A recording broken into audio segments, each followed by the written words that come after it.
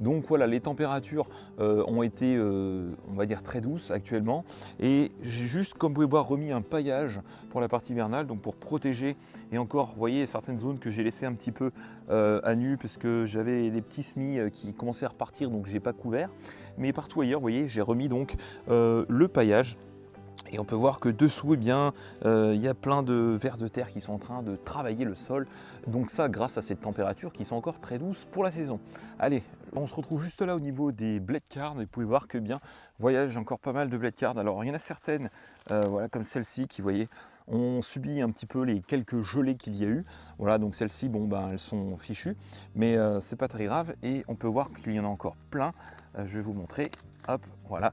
Comme celle-ci que l'on peut consommer. Vous voyez, ils sont encore très bonnes, il suffit de les préparer puis ensuite de les faire cuire. Donc voilà, au niveau des blade cards, il y en a encore pas mal et nous sommes en janvier 2020, je tiens à vous le rappeler. Allez, on continue. Et voilà, lors des tournages, des fois, il faut prendre des positions un peu compliquées, mais ça fait partie du tournage.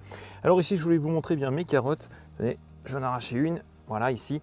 Voilà un petit peu bien les carottes que j'ai actuellement, donc vous voyez, dans le jardin. Et puis toutes les salades que vous pouvez voir devant moi ici. Donc il y a de la frisée, il y a de la laitue, de la feuille de chêne. Enfin voilà. Et puis juste derrière moi, pareil ici, plein de laitue. Alors il y a aussi certains pieds, vous voyez, de carottes qui sont un petit peu disséminés ici, un petit peu à droite et à gauche. Enfin en tout cas, vous voyez, j'ai de la salade, des carottes ainsi que de la laitue, et bien pour l'instant à profusion. Allez, on continue la visite. Je tenais à vous présenter bien, les petites nouvelles qui sont arrivées donc, dans la permaculture, des poules nègre soie. Donc là, voici un petit coq nègre soie. Donc voyez, on voit très bien qu'il y a la place des plumes. Et là, donc juste ici, tout simplement, bien, voilà, les quelques plumes ici, puis on va dire plus un petit peu comme des poils, voilà. Puis voilà ici une petite poule nègre soie qui est juste ici, vous voyez, qui est aussi très jolie et qui a ce petit style très particulier de la poule nègre soie.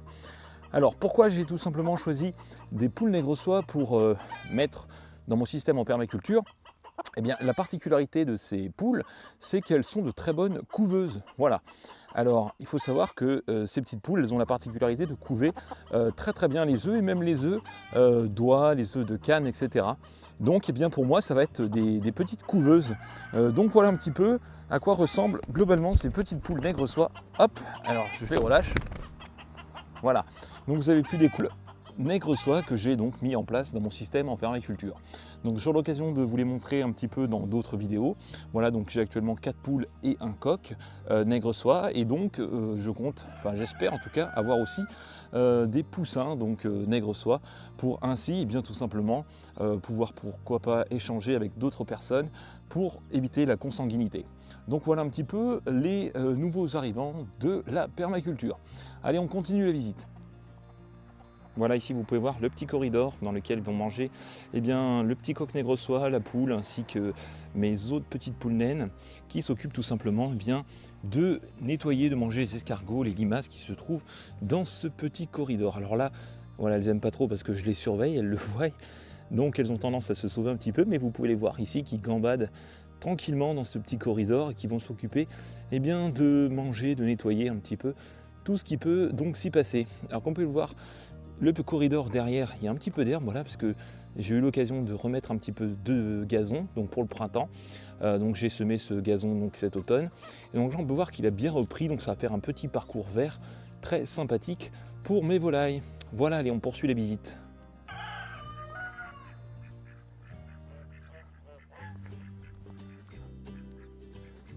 Voilà, donc là vous pouvez voir les canards coureurs indiens qui eux bien continuent leur petit bonhomme de chemin. Voilà. Alors je vais vous les remontrer, ils vont repasser. Voilà, vous pouvez les voir qui repassent devant vous. Donc voilà, donc mes 6 canards coureurs indiens. Et voici les amis, ici vous pouvez voir une partie de mes poules. Alors ces poules qui sont tout simplement, voilà, une petite partie de mes poules. Alors ici il y a un petit grillage provisoire que j'avais mis pour tout simplement séparer cette parcelle en 2 parcelles distinctes.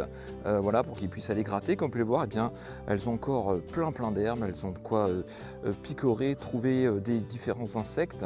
Et là j'ai laissé volontairement, alors vous le voyez peut-être pas, un peu plus au fond là-bas du terrain à gauche, j'ai laissé des feuilles, donc c'est un noyer, j'ai laissé volontairement les feuilles dessous, déjà bien pour nourrir l'arbre, mais aussi surtout pour permettre à mes poules eh bien, de pouvoir gratter sous les feuilles et de trouver des petits insectes, des vers de terre, etc., etc. Et elles vont donc régulièrement comme ça au fond de mon terrain. Donc là, elles sont environ à je dirais presque 70 mètres, 80 mètres du poulailler. Et donc ça leur permet comme ça de pouvoir aller gratouiller un petit peu sur le terrain. Vous voyez là, elles sont en train de chercher de la nourriture.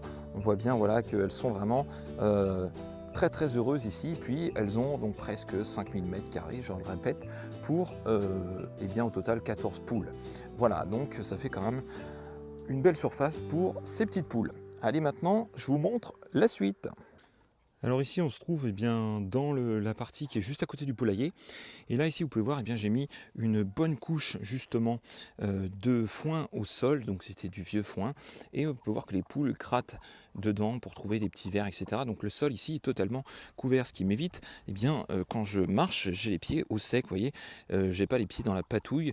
Et les animaux ont eux aussi les pattes au sec, donc ça leur permet comme ça d'être mieux, d'être à l'aise et d'avoir un coin, donc s'il y a des gelées, d'avoir un coin justement hors gel qui leur permet d'avoir les pattes un petit peu au chaud et surtout pas dans l'humidité ni dans la patouille. Et ça c'est quand même très important de mettre en place au niveau de votre poulailler.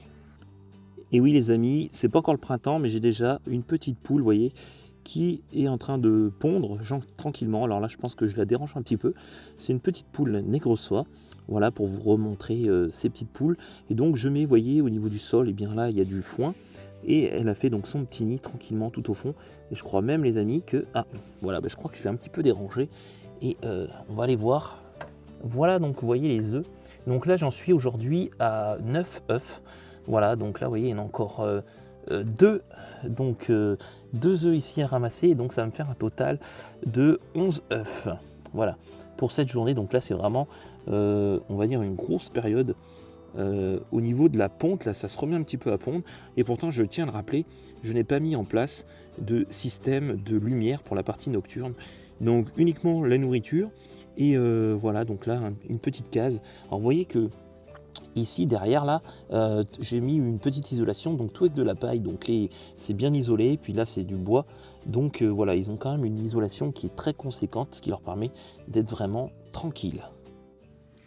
Et voilà les amis, j'espère que cette vidéo vous aura plu.